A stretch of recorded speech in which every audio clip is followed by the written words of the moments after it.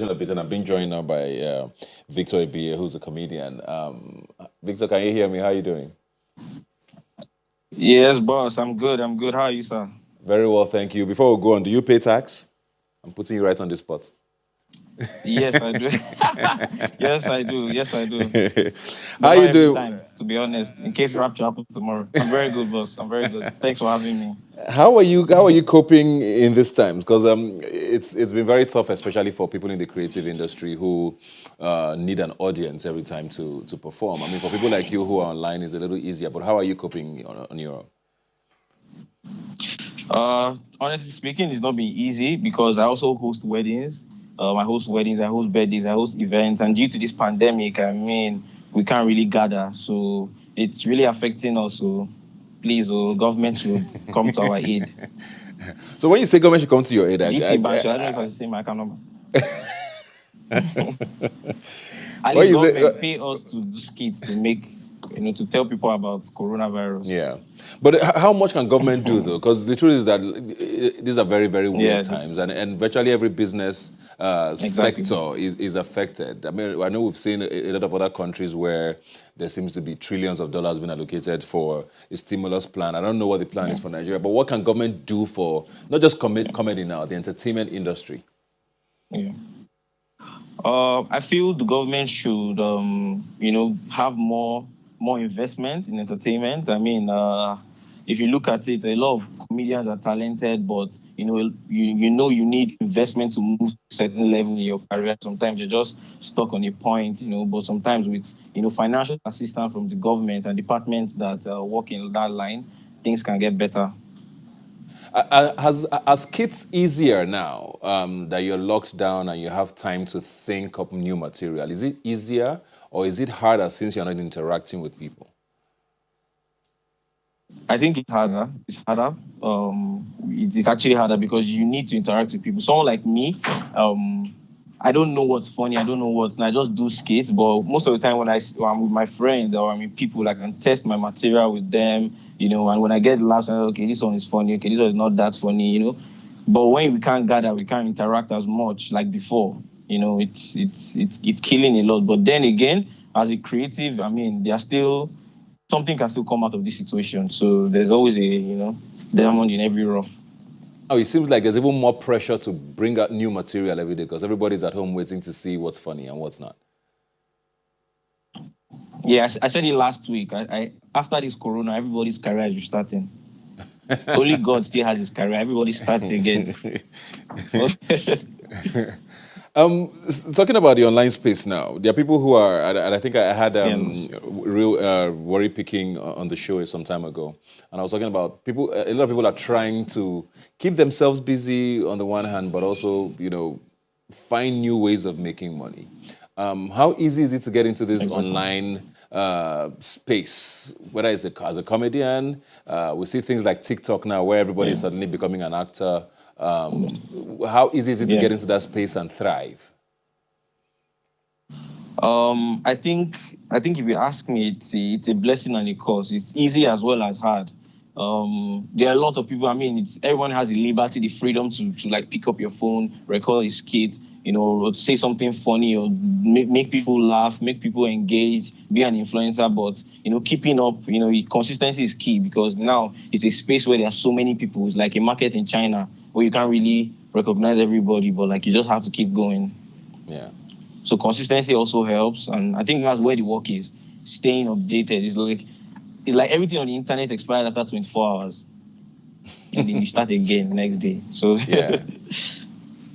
So I want to ask you about you have gotten in trouble a few times, with a lot of your material. yes, I When was the last time you got in trouble, have. first of all? Because it feels like it's become quite ah, often. it's not easy. How Uh, do you it's do some been of these things on purpose? Because there are people who believe that sometimes controversy sells. You try to make jokes that might be insensitive, then it goes viral, and people realize, oh, this guy is still here. Isn't it true that oh sometimes these are no that just for the no that's sake of the not clicks? no, that's not what it is for me. That's not what it is for me. So basically, I see the online space as my stage. I see the online space as my platform, and I feel if that's my stage and that's my platform, then I should be as creative as I should. But in the past, I mean, I've not really measured my kind of content, and I had some backlash, and I learned from it, and it has made me a better person, online. Have you though?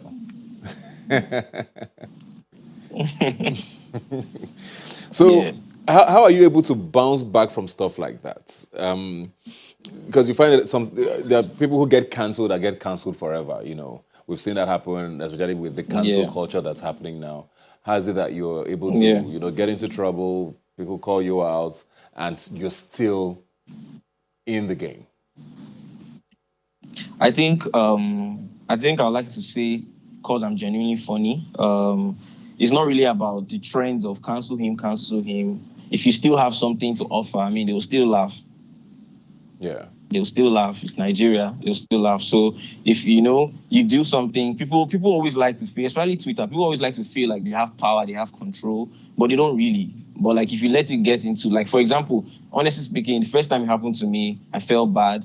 I let it get to me. But after it happened, I was like, okay, I'm as popular as those stubborn students in class that were always being punished. So next. So if you have that mentality and you still keep going, I mean, people will as well forget that and move on. Yeah. So one of your colleagues was almost cancelled completely. He had this controversy about testing with Yeah. the NCDC and whether he had the virus or not, and there was all of this drama about whether he was playing Yeah. pranks and all of that. What did you think about that?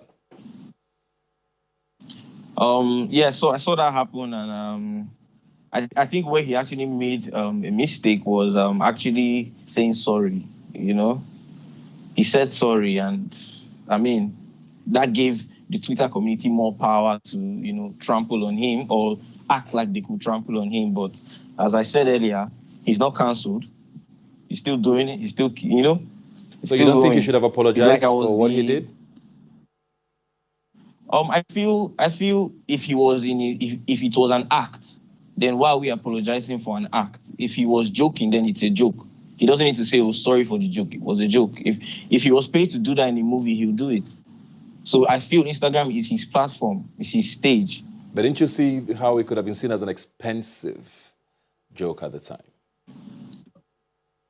Yes, actually, but that's where it comes to how you can pass your message across as a comedian. Because in a sensitive world like this, him now saying this is an example to some NSC, the company, the people that are handling the corona thing. I've seen cases where people actually call them and they actually don't pick. So it can also be a wake up call to the health parastatals that are in charge of making sure people can actually call smoothly and get attended to when they detect the virus. So it can go sideways if he knows how to do it. Only a few comedians have been able to do it. Really, it's not an easy thing. Would you do that? Yes, I would. I would try to. With what I've learned right now, I would try to blend it in such a way that without caring how people would react to it? um if I was to do it this year, I won't really care. I don't like at this point. I don't really. I mean, it's just people saying what they feel. Every day, people insult presidents of countries and nothing happens. So I don't think I'm that important that people will be on my case for a while, for a long time like that. So when you say your message, know how to pass the message across nicely and Fair enough. be good. Well, before we go now, what's the plan? I mean, there's a lot of talk about the fact that this might not be going away anytime soon. We don't know if there might be any events up until the last quarter of this year, if at all. What is the plan for ABA? Right now, I had a proper plan, but Corona has divided my plan into two. So for now, I have a movie that's meant to be out in a bit, and I want to do more movies, more stand-up comedy, and a little more skits. I have a movie on Netflix. It's called Payday. It's doing so well. Just more things like that. More movies, more laughs, longer laughs, a more mature kind of comedy. Yeah, and the business side of things. Yeah.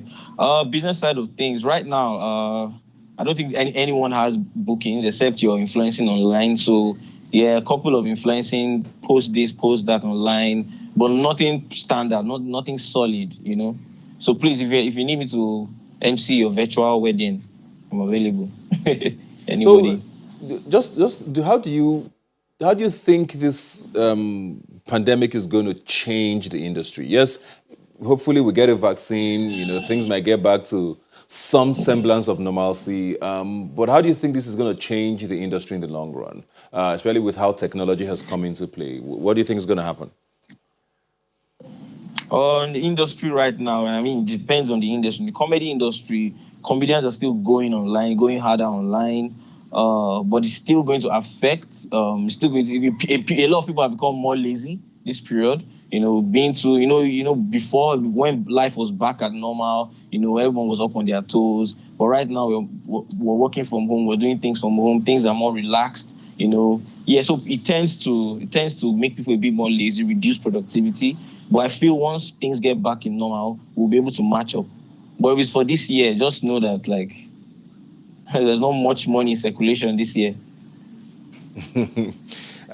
I know I said we're going to go earlier, but I just remembered something because I know you've had we had said earlier about how you've got into trouble a few times. Are there any of them that you particularly Yes. regret, Uh, or you yes, just felt actually. that people were just making noise for nothing?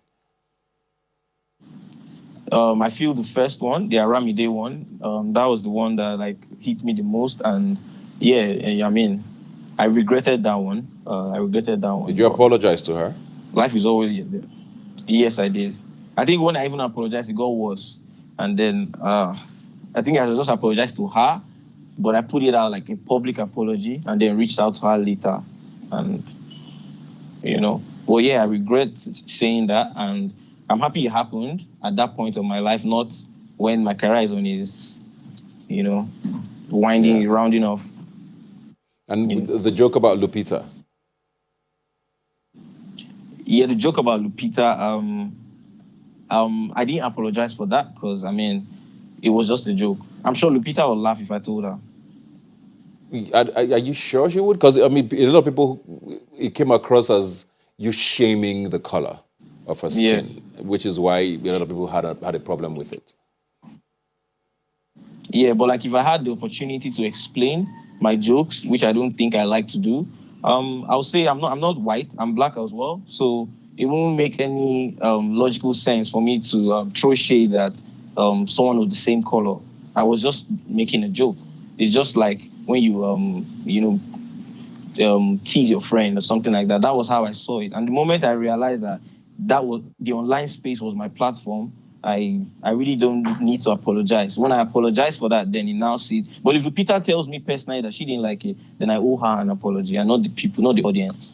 The audience will always be two-sided. I saw people that loved it, the people But the that talk joke was about it. about So Lupita, but you which had side an do I go to? audience. So the joke was about Lupita, but it was for your audience. Yes, it was. So your audience was offended, but you Yes. still don't think it was wrong? Um, not the 100%, not the 100% population of my audience, not the whole, not everyone. People laughed. People said this was wrong. So if I throw out an apology, it will not sit well because there were two sides of the coin. I was just joking, actually. Of course you were joking, but which is why, I Yeah, mean, a joke is a joke, but there's jokes that are insensitive yeah, or sensitive, which is the yes, point, isn't it? yes, You didn't think it was insensitive, yes.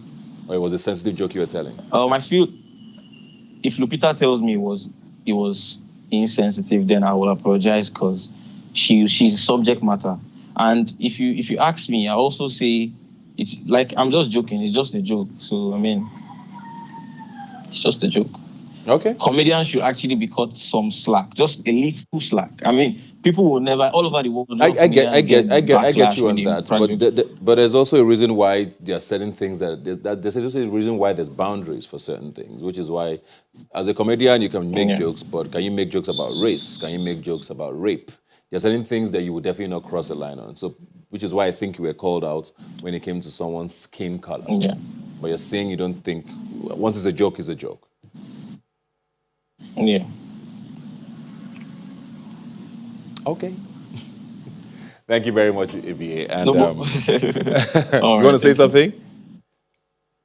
So basically, like, that's a joke that I wouldn't still try. Even if I'm saying it's a joke, that's a joke I wouldn't still try again. That's a Yeah. joke seeing, like, I learned, that was the first time that was happening to me, and that, like, having that kind of topic of backlash, and like, I wouldn't try it again. But, like, it doesn't, like, if it was said as a stand-up joke, I don't think it would have been that bad. But I think there's something about typing on social media and tweeting things and how people read it.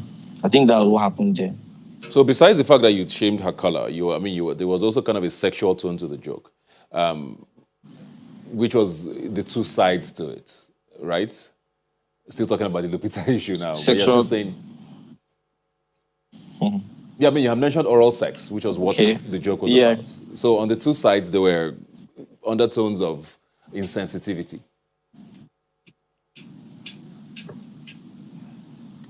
If that's what it's called, then no problem.